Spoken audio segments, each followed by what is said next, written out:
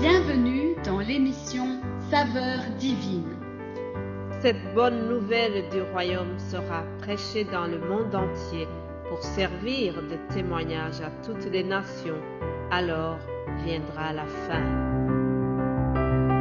Ce pain céleste vous est présenté par Immaculée Niraneza.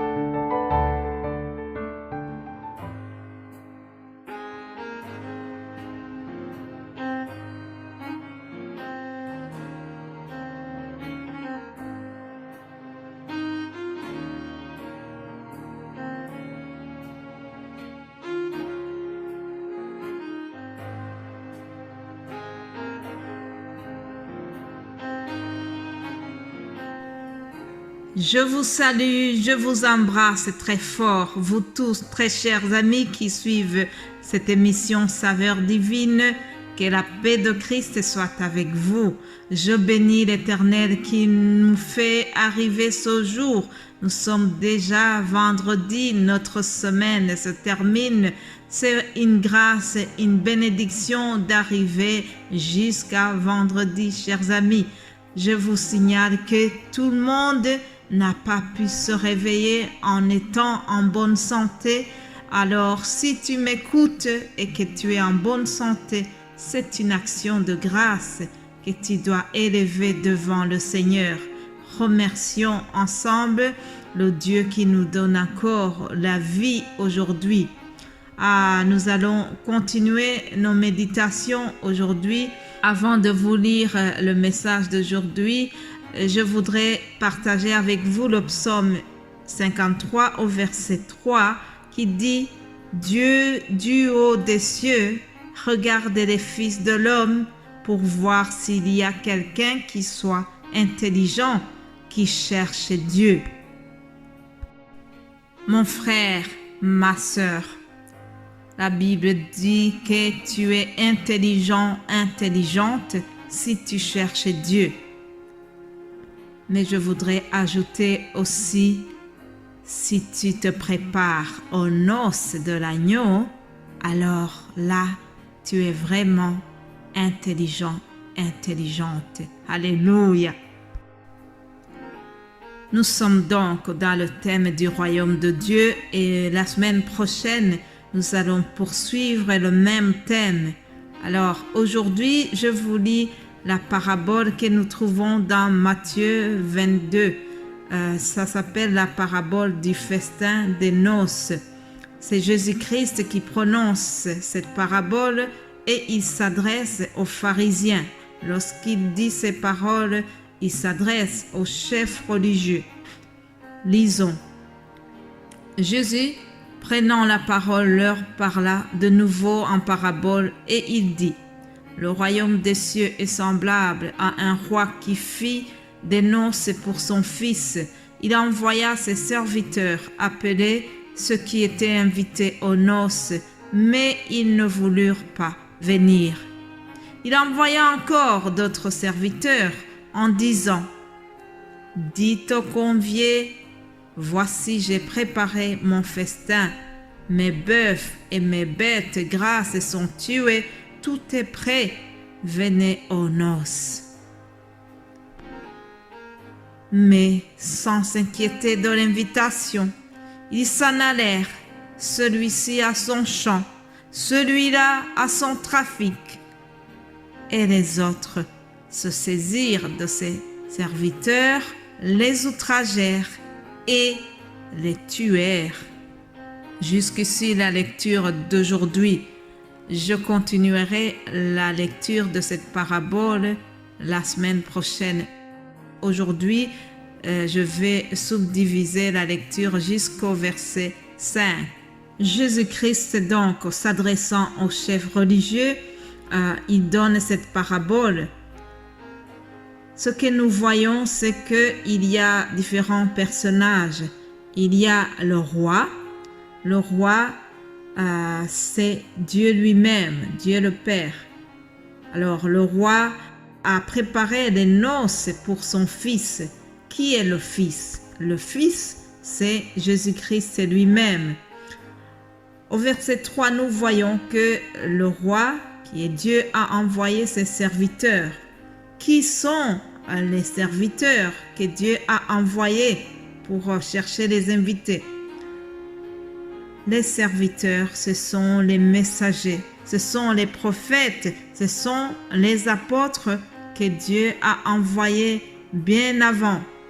Vous connaissez bien l'histoire biblique est remplie de messagers. Dieu a utilisé les messagers comme Élie, comme Jean-Baptiste. Tout cela, c'était des messagers de Dieu. Dans ces noces du Fils du roi, il y a deux catégories des invités. Il y avait des invités élus, c'est le peuple juif. D'abord, c'est le peuple juif.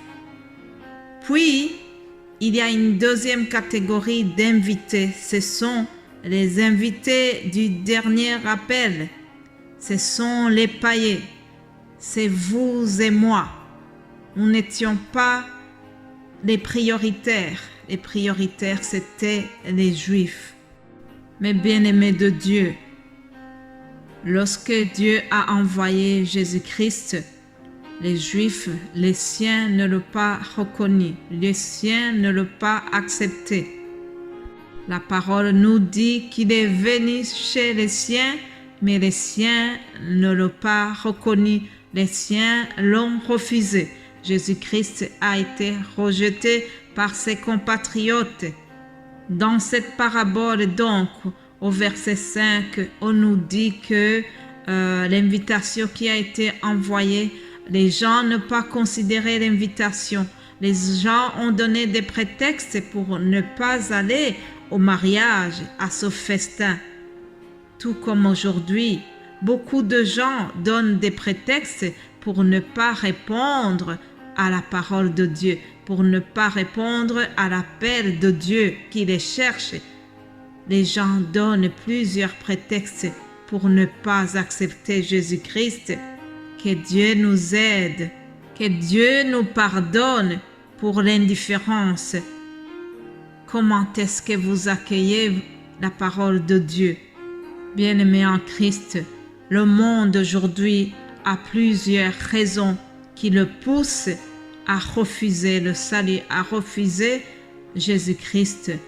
Dans la parabole que nous venons de lire, il y en a qui sont partis dans leur champ, d'autres étaient occupés dans leur business.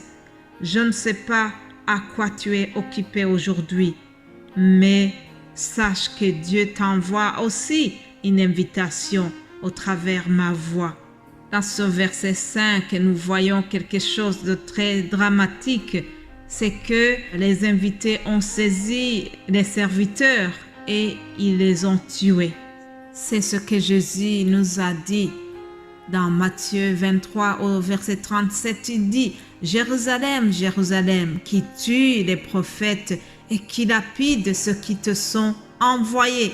Combien de fois ai-je voulu rassembler tes enfants comme une poule rassemble ses poussins, ses ailes, et vous ne l'avez pas voulu. » Quel dommage, chers amis.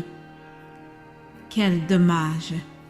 C'est tellement triste car ces gens ont raté une très bonne occasion qu'ils avaient. Et pourtant, heureux ceux qui sont appelés au festin des noces de l'agneau. Chers amis, il y a un événement qui se prépare. Oui, c'est la vérité. Il y a une fête grandiose qui se prépare. Bientôt, le Seigneur viendra chercher les siens. Bientôt, le Seigneur viendra chercher l'épouse et il l'introduira au ciel, dans la maison du Père. Alors, ça sera les noces de l'agneau qui vont être célébrées là-bas. Mais il y a une condition pour participer à la fête. Il faut avoir renoncé au péché. Il faut avoir accepté Jésus-Christ comme le Seigneur, comme le Sauveur. Alléluia. Est-ce que Jésus-Christ est le Seigneur de ta vie? Est-ce que tu l'as accepté comme ton Sauveur? C'est ce que je te souhaite du fond de mon cœur. Ça serait dommage d'avoir écouté chaque fois la parole de Dieu sans prendre une décision radicale, celle de renoncer à la vie de péché. Que Dieu nous aide, que le Saint-Esprit nous aide. Je vous souhaite alors de passer une excellente journée, passer un bon week-end, et ce message, je vais le continuer et le terminer lundi par la grâce de Dieu. Vous êtes bénis au nom de Jésus-Christ. Amen.